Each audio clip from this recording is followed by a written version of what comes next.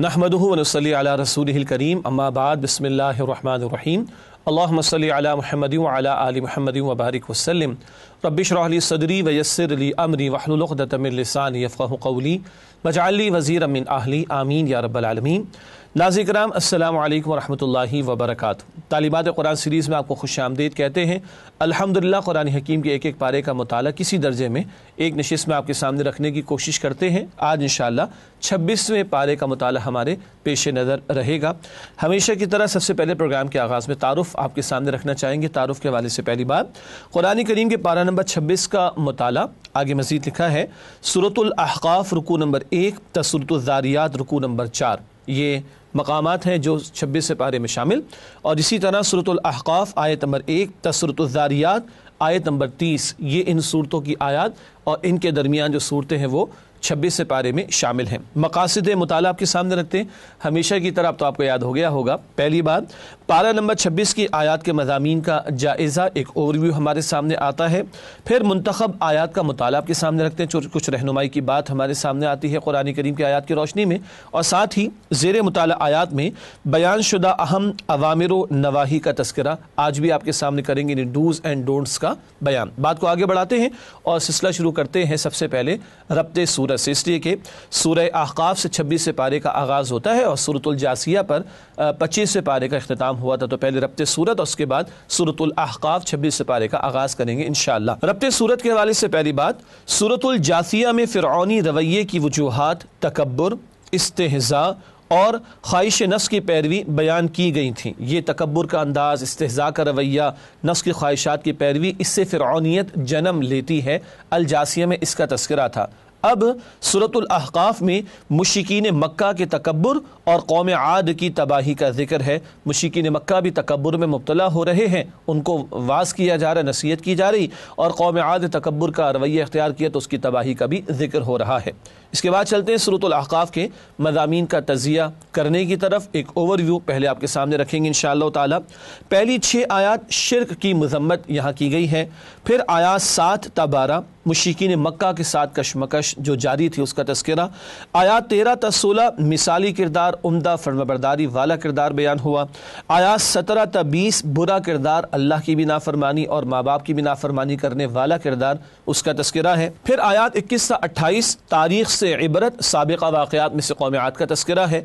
आयत 29 ता 32 जिन्नात की ईमान अफरोज़ दावत, बड़ा प्यारा वाक़या, आगे तफ़सील आएगी इंशाअल्लाह ताला। और आखिर में आयत 33 ता 35 अहवाल आखिरत। ये तो एक मज़ामीन का तज़िया ओवरव्यू की सूरत में हमारे सामने आया। अब आयत ब आयत भी आपके सामने तज़िया रखेंगे ताकि सूरत के मज़ामीन हमारे सामने और खुल कर आ जाएँ। सूरतुल अहक़ाफ़ का जायज़ा आयत ब आयत अब आपके सामने रखेंगे इंशाअल्लाह। पहली 4 आयत, क्या शिर्क के जुर्म का कोई जवाज़ है? खालिक अल्लाह है, मालिक अल्लाह है, पूरी आसमान और ज़मीन और कायनात का पैदा करने वाला, झूठे माबूद तो कुछ भी नहीं कर सकते। कोई जवाज़ है तुम्हारे पास अल्लाह के साथ शरीक करने का? आयत 5 ता 6 रोज़े क़यामत मुश्रिकीन के माबूद उनके दुश्मन होंगे जिनको अल्लाह की उलूहियत में और खुदाई में शामिल किया गया, वही ख़ुद इनके ख़िलाफ़ कल अल्लाह के सामने गवाही दे रहे होंगे। आयत 7 ता 8 कुरान हकीम पर मुश्रिकीन के एतराज़ात और इन एतराज़ात का जिक्र जा बजा कुरान हकीम ने किया। रसूलुल्लाह पर भी एतराज़ करते सल्लल्लाहु अलैहि वसल्लम, कुरान पर भी एतराज़ करते थे माअज़ल्लाह। फिर आयत 9 ता 10 हज़रत मोहम्मद सल्लल्लाहु अलैहि वसल्लम सच्चे नबी हैं और पहले भी अंबिया और रसूल आते रहे और अब आप आखिरी रसूल के तौर पर आए। ये जिक्र इस मकाम पर हुआ कि मैं कोई नया रसूल नहीं, मुझसे पहले भी रसूल आते रहे। आयत 11 ता 12 कुरान हकीम की अज़मत का, उसकी बुलंदी शान का बयान है। आयत 13 ता 14 मिसाली किरदार, वो बंदा जो अपने लिए भी शुक्रगुजारी की तौफ़ीक़ अल्लाह से मांगता है और अपने वालिदैन के लिए भी और अपनी औलाद की इस्लाह की तौफ़ीक़ भी अल्लाह से मांगता है। आयत 15 ता 16 अल्लाह का बंदों के लिए अजीम तोहफ़ा, एक ईमान अफरोज़ दुआ जिसका जिक्र मैंने पहले कर दिया। यानी वो रवैया मिसाली किरदार है जो अल्लाह का भी फरमाबरदार, माँ बाप का भी फरमाबरदार, और अब उस रवैये के ताल्लुक़ से एक दुआ का जिक्र जिक्र मैंने पहले किया, अल्लाह से शुक्र की तौफ़ीक़ मांगना और औलाद की इस्लाह की तौफ़ीक़ मांगना। आयत 17 ता 19 برا کردار اور اس کا برا انجام، ماں باپ کی بات بھی نہیں سنتا، جو خیر کی طرف بلاتے ہیں، اللہ کو نہیں مانتا، آخرت کو نہیں مانتا، ایسے برے کردار کے برے انجام کا تذکرہ بھی ہے۔ آیت نمبر 20، کافروں کو نیکی کا بدلہ دنیا ہی میں مل جاتا ہے، آخرت ان کے لیے کچھ بھی نہیں، کیونکہ وہ مانتے نہیں آخرت کو۔ آیات 21 تا 23 ماضی سے برے کردار کی ایک مثال قوم عاد کا ذکر کیا گیا، جن کو اللہ نے ہلاک و برباد کیا تھا۔ پھر آیات 24 تا 25 جسے رحمت سمجھ رہے تھے وہی زحمت ثابت ہوئی، بادل آئے اور اس میں عذاب تھا، یہ سمجھ لے کہ بارش برسے گی، ہلہ گلہ ہوگا، اور اسی میں ان کے لیے عذاب تھا۔ اللہ کی طرف سے قوم عاد کا ذکر ہے۔ آیت نمبر 26، ہلاک ہونے والی قومیں زیادہ طاقتور تھی، مشرکین مکہ کو بتایا جا رہا ہے تم اپنے آپ کو جو کچھ سمجھتے ہو سمجھتے رہو، تمہیں 10% بھی اس کا نہیں ملا جو پچھلوں کو ملا تھا، تو وہ تباہ ہو گئے، تم کیسے اللہ کی پکڑ سے بچ جاؤ گے۔ آیات 27 سے 28 خود ساختہ معبودوں نے تباہی سے کیوں نہ بچایا، مشرکین مکہ کو بتایا جا رہا ہے جن جھوٹے معبودوں پر تکیہ کیے بیٹھے ہو، پچھلوں کو بھی دیکھو کس کس کی پوجا پاٹ کی، کوئی بچانے کو نہیں آیا جب اللہ کا حکم ان پر نازل ہوا اور صادر ہوا۔ آیات 29 سے 30 قرآن حکیم کی عظمت، جنات کی زبانی، بڑا پیارا مقام، اور تفسیر میں اس کا مطالعہ ضرور کیجیے گا۔ جنات کی ایک جماعت نے رسول اللہ علیہ السلام سے فجر کی نماز میں قرآن کی تلاوت سنی، ایک مرتبہ 2 رکعت میں تلاوت سنی، اور ایمان بھی لے آئے، سبحان اللہ، عظیم کلام کے قائل بھی ہو گئے، اور اپنی قوم کی طرف قرآن کے مبلغ اور داعی بن کر لوٹے۔ آگے لکھا ہے آیات 31 تا 32 حق کی دعوت جنات کی زبانی، اے ہماری قوم کے لوگوں، اللہ کی طرف پکارنے والے کی پکار کو قبول کرو، اسی میں تمہارے لیے خیر ہے، اور جو اللہ کی طرف داعی جو ہے بلانے والا ہے، دعوت دینے والا، اس کی بات کو نہیں مانے گا، پھر وہ اللہ کی پکڑ کا شکار ہوگا اور وہ اللہ کے فیصلوں کو عاجز نہیں کر سکتا۔ اس کے بعد آیات 33 سے 34 پوری کائنات کا خالق کیا انسان کو دوبارہ زندہ نہیں کر سکتا؟ جو پوری کائنات کا بنانے والا، چلانے والا، اس کے لیے انسان کو دوبارہ پیدا کرنا کیا مشکل۔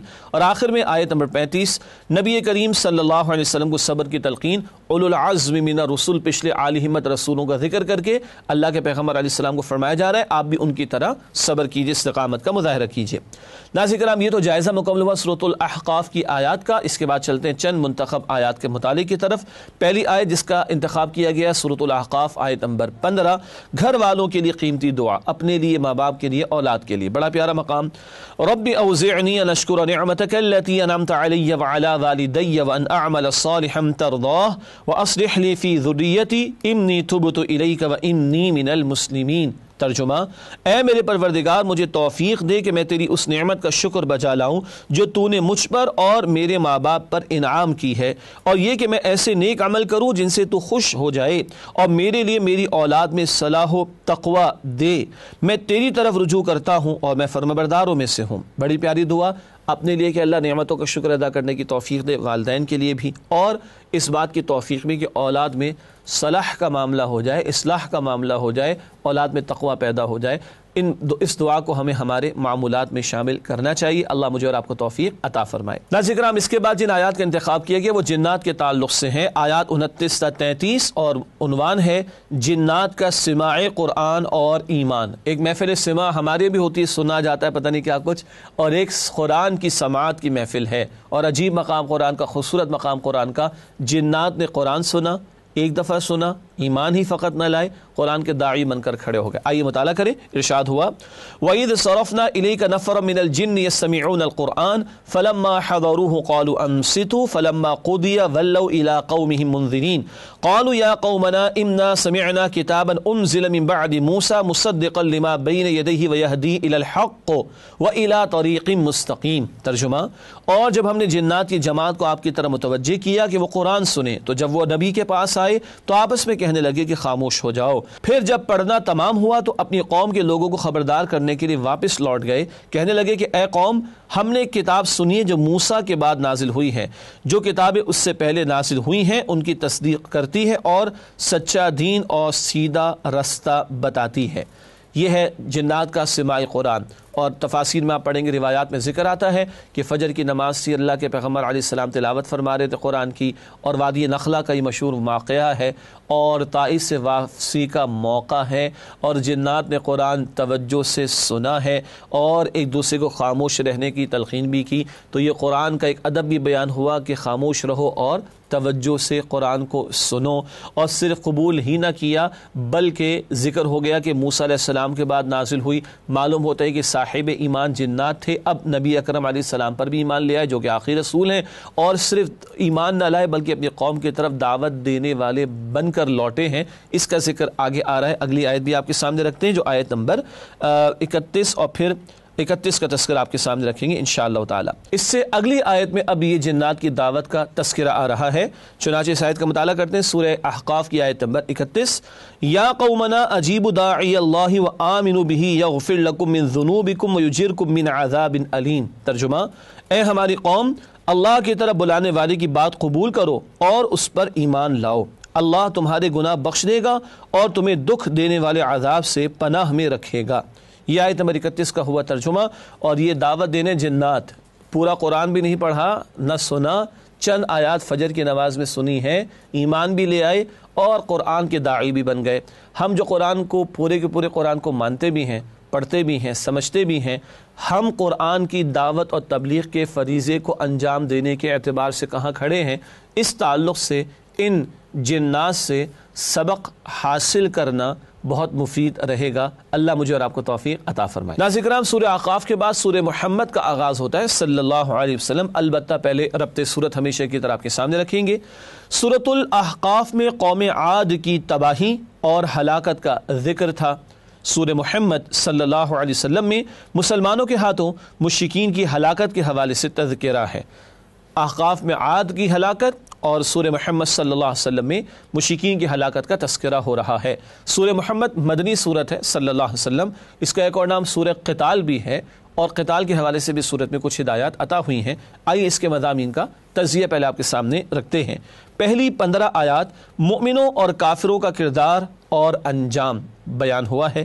پھر آیات 16 تا 31 منافقانہ کردار کی مذمت، کہ دنیا کا فائدہ ملتا ہو تو آگے بڑھ بڑھ کر چلا کر اپنے تقاضے پورے کروانا، اور اللہ کے تقاضوں کا تقاضا آئے پورا کرنے کا تو فرار اختیار کر لینا، معاذ اللہ۔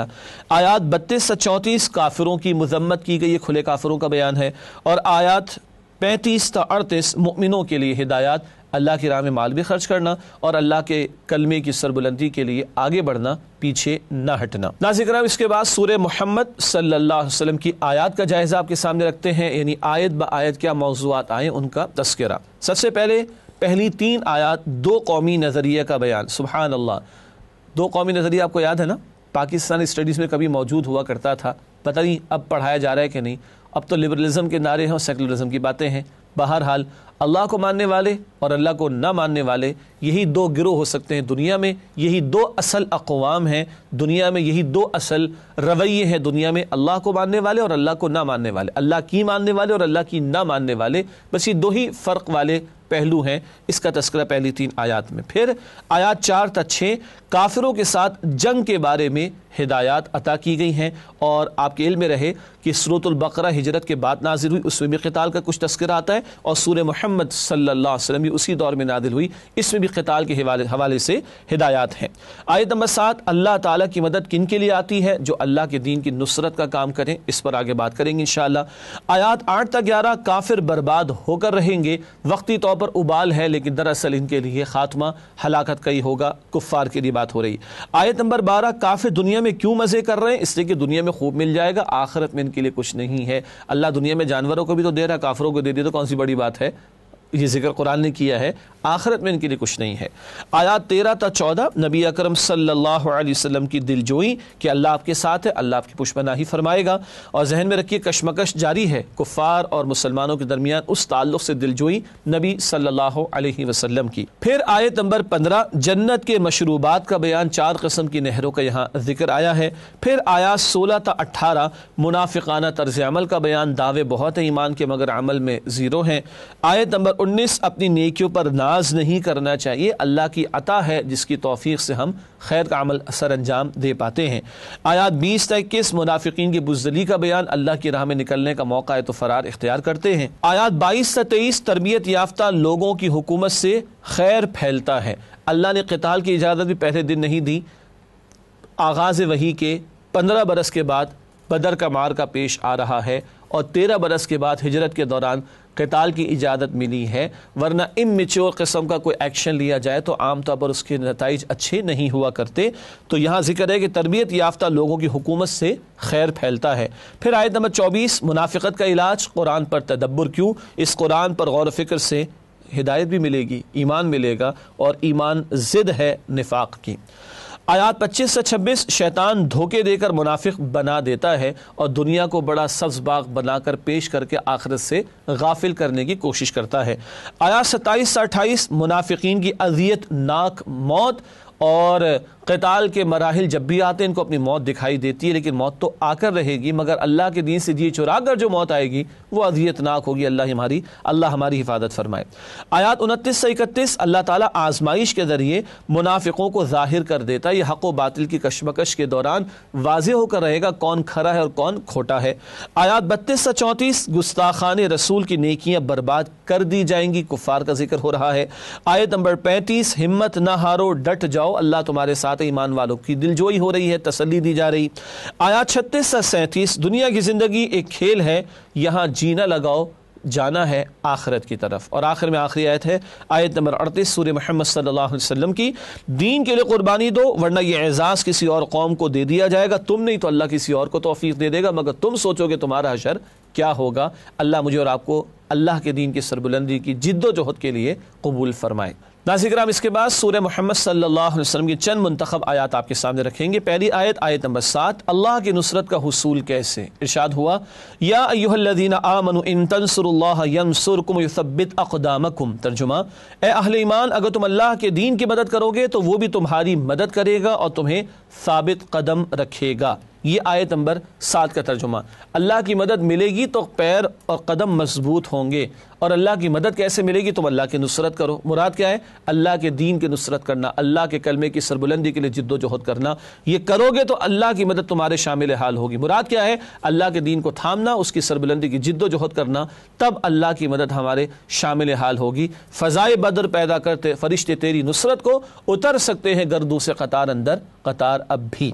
اس کے بعد اگلی آیت جس کا انتخاب کیا گیا وہ آخری آیت ہے سورہ محمد صلی اللہ علیہ وسلم کی آیت نمبر 38، رخ پھیر لینے کا برا انجام۔ ارشاد ہوا، ہا انتم ہؤلاء تدعون لتنفقوا فی سبیل اللہ فمنکم من یبخل ومن یبخل فانما یبخل عن نفسہ واللہ الغنی وانتم الفقراء وان تتولوا یستبدل قوما غیرکم ثم لا یکونوا امثالکم۔ ترجمہ، دیکھو تم وہ لوگ ہو کہ اللہ کی راہ میں خرچ کرنے کے لیے بلائے جاتے ہو تو تم میں سے بعض بخل کرنے لگتے ہیں، اور جو بخل کرتا ہے تو وہ دراصل اپنے آپ سے بخل کرتا ہے، اور اللہ بے نیاز ہے اور تم محتاج۔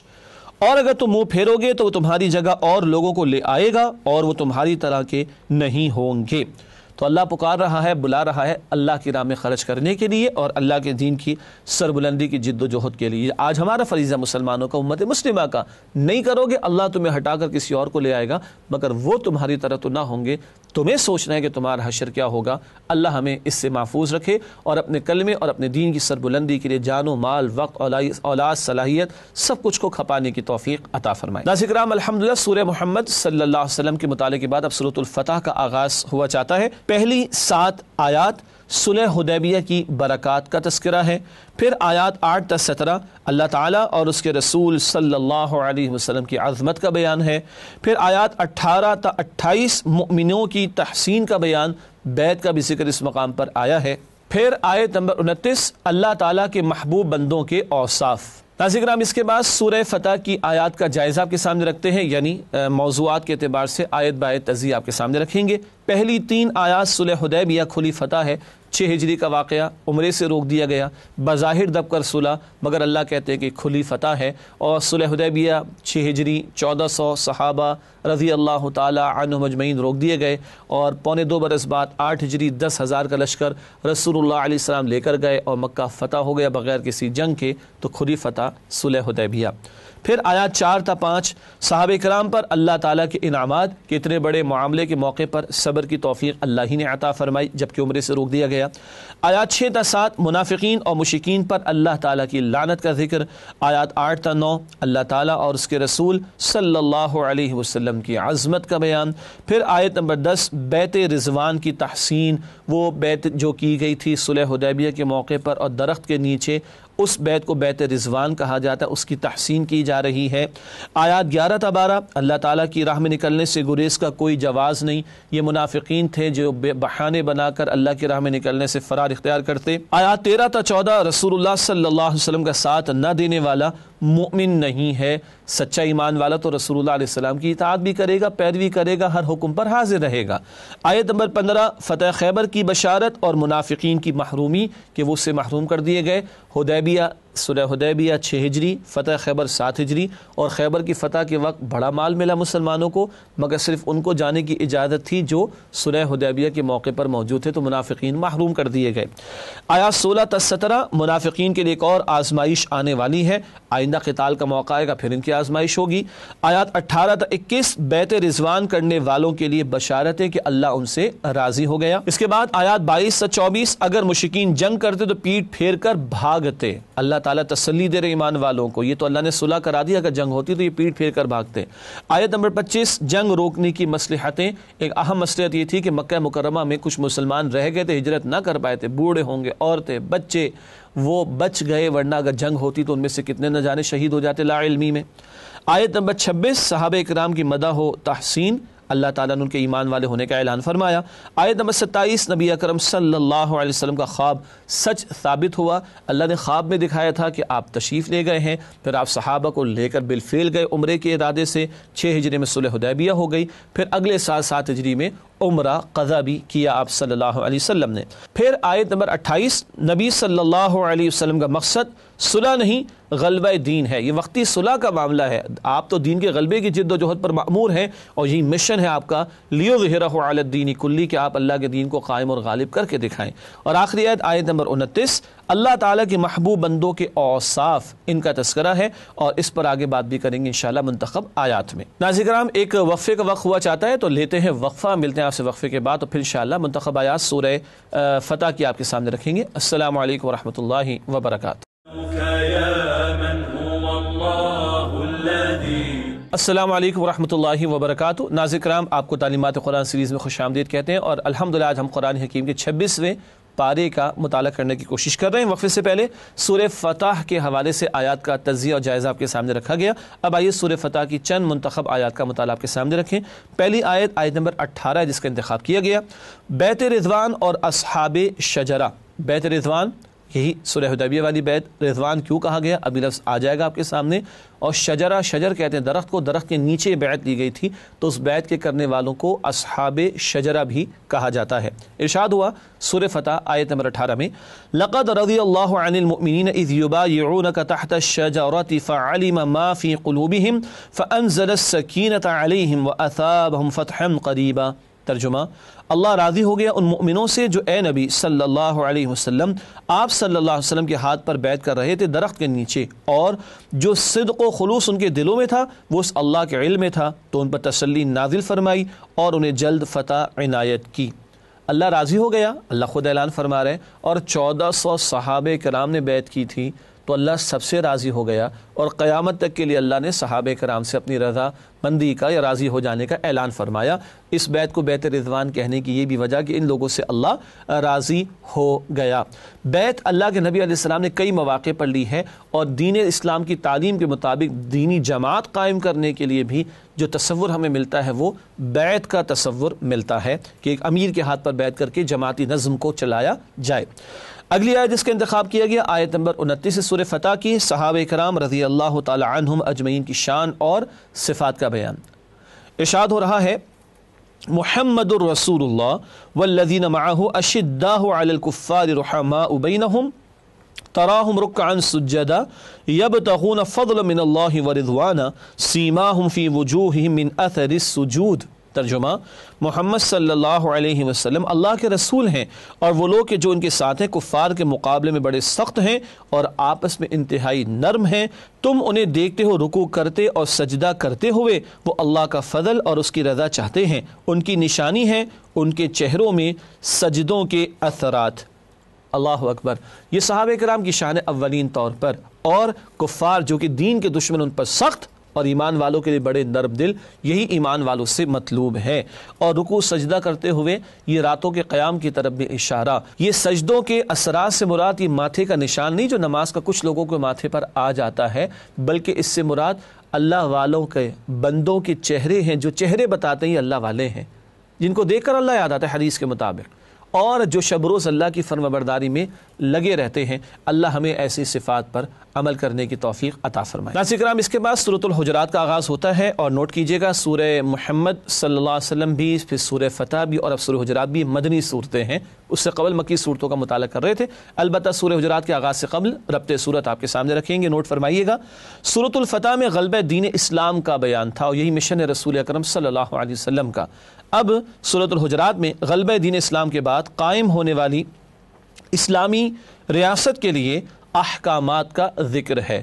قتال کا ایک مقصد کیا تھا؟ غلبہ دین ہو جائے تو اسلامی ریاست قائم ہوگی۔ اس میں کیا احکامات ہوں گے، ریاست کے لیے کیا امور ہیں، افراد کے لیے کیا معاملات ہیں، معاشرت کے لیے کیا رہنمائی، یہ کافی کچھ سورہ حجرات میں ہمارے سامنے آتا ہے۔ اور آپ کے لیے بھی ہوگا سورہ حجرات کافی جو بورڈز ہیں ہمارے گریجویشن کے، ان کے سلیبس میں بھی اسلامک اسٹڈیز میں شامل ہے، نصاب میں شامل ہے۔ بات کو آگے بڑھاتے ہیں، سورہ حجرات کے مضامین کا تجزیہ پہلے آپ کے سامنے رکھتے ہیں، اس حوالے سے نوٹ فرمائیے گا۔ آیات 1 تا 5 اور 7 اور 8 اسلامی ریاست کی دستوری بنیادوں کی وضاحت۔ اسلامی ریاست ایک نظریے پر قائم ہے تو اللہ کی اطاعت، اللہ کے رسول علیہ السلام کی اطاعت، یہ دو اصل بنیادیں۔ اس تعلق سے آیت 1 تا 5 اور پھر 7 اور 8 میں اسلامی ریاست کی دستوری بنیادوں کا تذکرہ ہے۔ اس کے بعد آیات 6 اور پھر 9 تا 12 ملت اسلامیہ کی شیرازہ بندی کے لیے احکامات۔ امت کو جوڑنے والی شے کیا ہے، اس کا تذکرہ، امت کو توڑنے والی باتیں کیا ہیں، اس کا تذکرہ، تاکہ ان باتوں کا لحاظ رکھے امت اور امت متحد رہ سکے۔ معاشرت ہدایات عطا کی گئیں۔ اور پھر آیات 13 تا 18 اسلامی ریاست میں شہریت کی بنیاد، اسلامی معاشرے کا دوسرے معاشروں سے تعلق اور ایمان حقیقی کے بارے میں ہدایات عطا کی گئی ہیں۔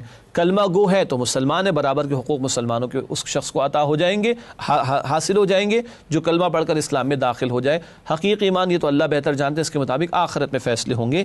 پھر اسلامی معاشرہ اگر غیروں کے ساتھ رابطہ رکھنا چاہے گا، کفار کے لوگوں کے ساتھ، تو کیا تعلق کی بنیاد ہو سکتی ہے، اور حقیقی ایمان جو دل میں ہو اس کا اظہار جہاد فی سبیل اللہ سے ہوتا ہے۔ یہ بھی ان آیات میں بات بیان کی گئی ہے۔ اس کے بعد ناظرین کرام سورہ حجرات کی آیات کا جائزہ، یعنی آیت بآیت ٹاپکس آپ کے سامنے رکھتے ہیں۔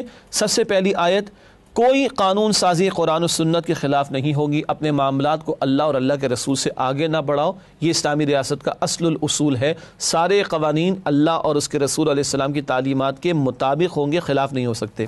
آیات 2 تا 5 دستور اسلامی کی جذباتی و ثقافتی بنیاد، نبی اکرم صلی اللہ علیہ وسلم کا ادب و احترام۔ ہر قوم کو کسی ہیرو کی ضرورت ہوا کرتی ہے، ہمیں کسی کی ضرورت نہیں۔ ساری انسانیت کے لیے اسوہ حسنہ رسول اللہ علیہ السلام کا قرار دیا گیا، ان کی محبت، ان کی تعظیم، ان کا ادب، ان کا احترام، یہ سارا کچھ سورہ حجرات کی آیات 2 تا 5 میں ہمارے سامنے آتا ہے۔ آیت نمبر 6، بغیر تحقیق کے فیصلہ نہ کرو، کوئی اہم خبر آئے تو تحقیق کر کے پھر آگے بڑھاؤ، ایسا نہ ہو کہ جھوٹی خبر پھیل جائے اور لوگوں کو نقصان ہو جائے۔ آیات 7 تا 8 رسول اللہ صلی اللہ علیہ وسلم کی اطاعت نہ کی تو مشکل میں پڑ جاؤ گے، بتایا جا رہا ہے ان کی مانو، تمہاری خواہشات پر اگر عمل ہونے لگے تو تم مشکل میں پڑ جاؤ گے، وہ تو رحمت للعالمین ہے، تمہارے لیے رحمت کا باعث ہیں وہ بھی، اور ان کی عطا کردہ تعلیمات بھی۔ آیات 9 تا 10 دو مسلمان گروہ باہم لڑ پڑے تو فوراً صلح کراؤ، یہ نہیں کہ تماشا دیکھو، نہیں، چاہے دو مسلمان افراد ہوں یا دو مسلمان گروہ ہوں، باقیوں کو کہا گیا صلح کرانے کی کوشش کرو۔ پھر آیات 11 تا 12 وہ مجلسی برائیاں جو دلوں کو پھاڑ دیتی ہیں، تفرقہ پیدا کر دیتی ہیں، نفرتیں پیدا کر دیتی ہیں، 6 برائیوں کا تذکرہ ہے آیت نمبر 11 اور 12 میں، بعد میں بیان کریں گے تفصیل سے انشاءاللہ۔ پھر آیت نمبر 13 عالمگیر مساوات انسانی کی بنیاد، وحدت خالق اور والدین. سارے انسانوں میں مذاہب مختلف، رنگ مختلف، زبان مختلف، نسل مختلف، خطے مختلف، لہجے مختلف ہیں، لیکن سب میں دو باتیں مشترک ہیں. سب کا خالق ایک اللہ اور سب کے اولین والدین آدم و حوا علیہ السلام. اس ناطے ایک دوسرے کے قریب آنے کا آغاز کیا جا سکتا ہے. پھر آیت نمبر 14، اسلام اور ایمان کا فرق. بہت بنیادی بات ہے، بہت قیمتی بات ہے. اقرار اسلام ہے اور دل سے تصدیق وہ ایمان ہے. ایک فرق یہاں پر کیا گیا. آیت نمبر 15، حقیقت میں مومن کون ہے؟ جو ایسا ایمان رکھیں کہ دل میں کوئی شک و شبہ نہ ہو اور عمل میں جہاد فی سبیل اللہ کا مستقل عمل دکھائی دے. اللہ کا بندہ بننے کے لیے محنت، اللہ کی بندگی کی دعوت دینے کے لیے محنت، اللہ کی بندگی پر مبنی نظام کو قائم کرنے کی جد و جہد کے لیے محنت. اس ساری محنت کا عنوان جہاد فی سبیل اللہ. تو حقیقی مومن کون؟ دل میں سچا حقیقی ایمان ہو اور عمل میں جہاد فی سبیل اللہ کا طرز عمل نظر آ رہا ہو. پھر آیات 16 تا 18، اسلام قبول کرنا تمہارا کمال نہیں بلکہ تم پر اللہ کا احسان ہے. تو جتاؤ نہیں کہ تم اسلام لے آئے ہو، بلکہ اللہ کی نعمت مانو کہ اللہ نے تم پر احسان فرمایا کہ تم ایمان کی دولت اور ہدایت کی دولت عطا فرما دی. ناظرین کرام، اس کے بعد اب چلتے ہیں چند منتخب آیات کے مطالعے کی طرف سورہ حجرات کے تعلق سے. آئیے پہلی آیت کا مطالعہ کریں جس کا انتخاب کیا گیا ہے. سورہ حجرات آیت نمبر 2، احترام رسول صلی اللہ علیہ وآلہ وسلم. ارشاد ہو رہا ہے، یا ایھا الذین آمنوا لا ترفعوا اصواتکم فوق صوت النبی ولا تجہروا له بالقول کجہر بعضکم لبعض ام تحبط اعمالکم وانتم لا تشعرون. ترجمہ، اے ایمان والو، اپنی آوازیں نبی صلی اللہ علیہ وسلم کی آواز سے اونچی نہ کرو اور ان صلی اللہ علیہ وسلم کے روبرو زور سے نہ بولا کرو جس طرح آپس میں ایک دوسرے سے زور سے بولتے ہو. ایسا نہ ہو کہ تمہارے اعمال ضائع ہو جائیں اور تم کو خبر بھی نہ ہو. اللہ اکبر. یہ پورے قرآن حکیم میں رسول اکرم صلی اللہ علیہ وسلم کے ادب اور احترام کے تعلق سے حساس ترین اور اہم ترین آیت ہے. نبی کی آواز سے آواز اوپر گئی تو نیکیاں برباد ہو جائیں گی اور پتہ بھی نہیں چلے گا. نبی کی آواز سے آواز اوپر ہو تو نیکیاں برباد.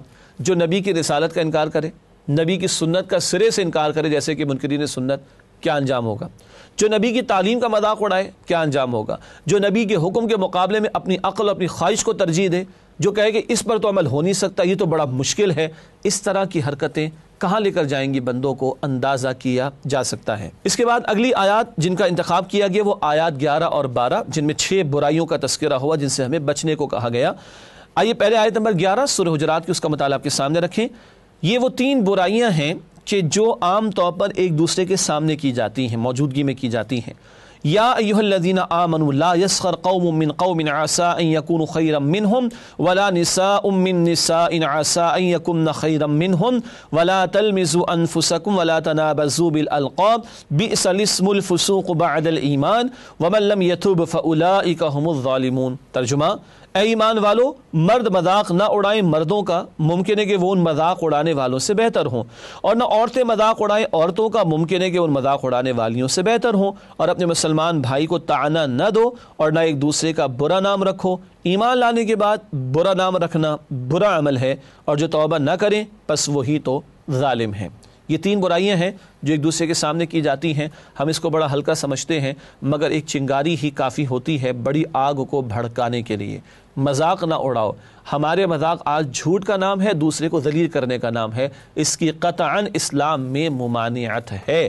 اور مردوں کا ذکر علیحدہ، عورتوں کا ذکر علیحدہ، ایک اشارہ کہ اسلام میں سیگریگیشن کی تعلیم ہے. مردوں کے دائرہ کار مردوں کے ساتھ، مرد عورتوں کے معاملات عورتوں کے ساتھ. محرم ہے تو ٹھیک ہے، ساتھ بیٹھیں کھائے پیے، سب مسئلہ کوئی مسئلہ نہیں ہے، کوئی ایشو نہیں ہے. لیکن جب نامحرم کا معاملہ ہے تو پھر یہ سیگریگیشن کا حکم ہے. اسی خاص طور پر ایک وجہ ہے کہ مردوں عورتوں کا ذکر الگ ہوا. پھر ایک دوسرے کو تانے مت دو. تانا دینا اور لوز ٹاک کرنا، ابھارنا، اس کو تیش دلانا، غصہ دلانے کی کوشش کرنا، اس سے بھی دل پھٹتے ہیں. اور برے نام نہ رکھو. اللہ معاف کرے، ہم نے سیاسی بنیادوں پر بھی برے نام رکھے ہوئے ہیں، خطوں کے حوالے سے بھی اور کاسٹ کے اعتبار سے بھی، اور اب تو ہم نے مذہبی مسلکوں کی بنیاد پر نام رکھے ہوئے ہیں. یہ گراوٹ اور گھٹیا پن کی انتہا ہے. اللہ معاف کرے. فرمایا کہ ایمان لانے کے بعد برا نام یہ برا عمل ہے، فسق ہے، گناہ ہے، اور جو توبہ نہ کریں وہی تو ظالم ہے.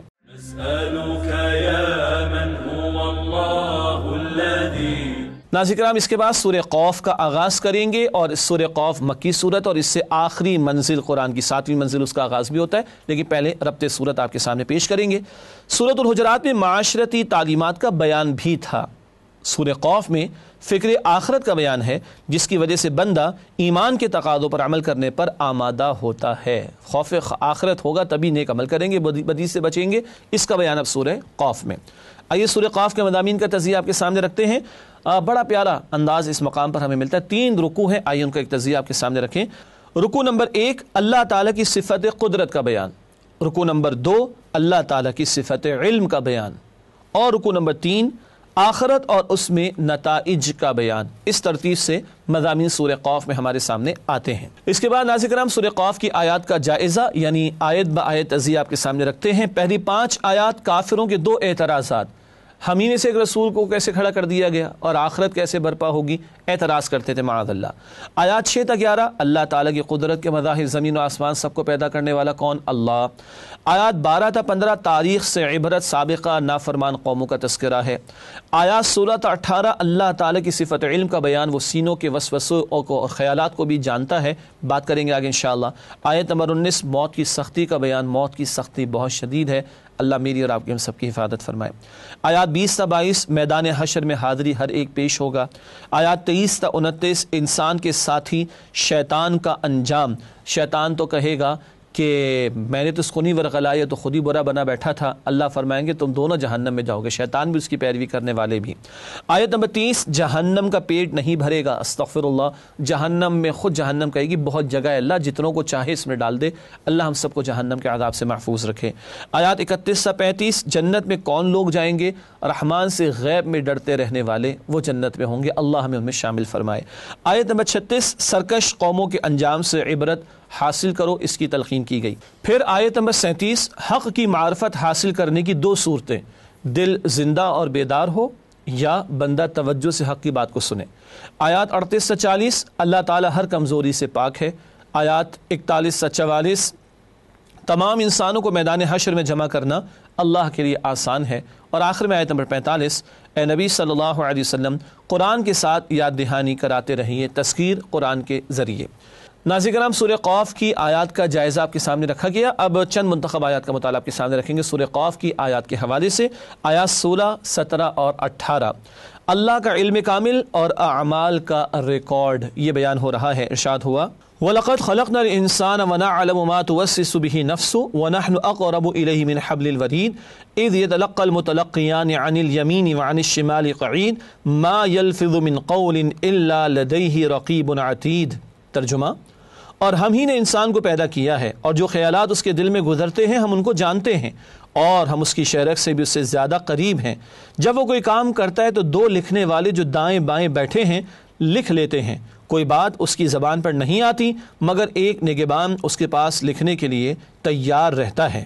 یہ اللہ تعالیٰ کی صفت علم کا باریک بینی کے ساتھ تذکرہ کہ انسانوں کے اندر اٹھنے والے خیالات سے بھی اللہ واقف ہے، اور ہمارا ہر عمل، ہمارا ہر قول ریکارڈ پر ہے، اور نیتوں کو بھی اللہ جانتا ہے۔ اللہ ہم سب کے حساب کو آسان فرمائے۔ ناظرین کرام سورہ قاف کے بعد 26 سے پارے میں آخری سورت شروع ہوتی ہے سورۃ الذاریات اور مکمل ہوتی ہے 27 سے پارے میں۔ البتہ سورۃ الذاریات کے آغاز سے قبل ربط سورت، سورہ قاف میں آخرت کی جزا و سزا کا ذکر تھا، نتائج کا بیان تھا۔ سورۃ الذاریات میں وقوع قیامت کے دلائل کا بیان ہے، اور اللہ سبحانہ و تعالیٰ نے چند قسمیں بھی کھائی ہیں اور قیامت کا تذکرہ فرمایا ہے۔ اس کے بعد سورۃ الذاریات کے مضامین کا تجزیہ آپ کے سامنے رکھتے ہیں۔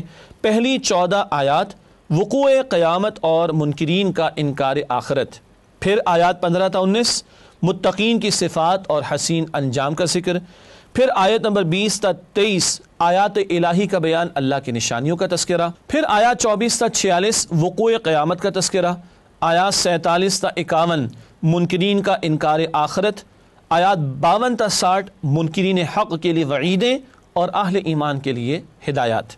اس کے بعد سورۃ الذاریات کی وہ آیات جو 26 سے پارے میں شامل ہیں ان کا جائزہ آیت بایت آپ کے سامنے رکھتے ہیں۔ پہلی 6 آیات قیامت ضرور آئے گی، قسمیں کھا کر اللہ تعالیٰ نے بیان فرمایا۔ آیات 7 تا 14 قیامت کا انکار کرنے والوں کا برا انجام ذکر ہوا۔ آیات 15 تا 19 پرہیزگاروں کے لیے حسین انعامات اور ان کی صفات کا ذکر بھی ہے۔ آیات 20 تا 23 آیات انفسی و عرضی قیامت کے لیے دلیل ہیں، کائنات میں اللہ کی نشانیاں، زمین میں بھی اللہ کی نشانیاں موجود ہیں، اور خود ہمارے اندر انسانوں بھی اللہ کی معرفت کی نشانیاں موجود. اور آیات 24 تا 30 سیدنا ابراہیم علیہ السلام کے لیے بشارت، ایک بیٹے کی ولادت، جناب اسحاق علیہ السلام کی ولادت فرشتے دینے کے لیے آئے تھے، اس کا تذکرہ ہے. پروگرام کا اختتام ہم کرتے ہیں ہمیشہ ایک حدیث کے بیان پر. فرمان نبوی صلی اللہ علیہ وآلہ وسلم، اللہ تعالیٰ کے کلام کو دوسرے سارے کلاموں پر ایسی ہی فضیلت ہے جیسی کہ خود اللہ تعالیٰ کو ساری مخلوق پر فضیلت حاصل ہے. یہ بہقی شریف کی روایت ہے. اور ناظرین کرام، اسی کے ساتھ آپ سے اجازت چاہیں گے. اللہ تعالیٰ ہمیں قرآن حکیم سے مزید تعلق کی مضبوطی عطا فرمائے. آمین یا رب العالمین. وآخر دعوانا ان الحمد للہ رب العالمین. والسلام علیکم ورحمۃ اللہ وبرکاتہ.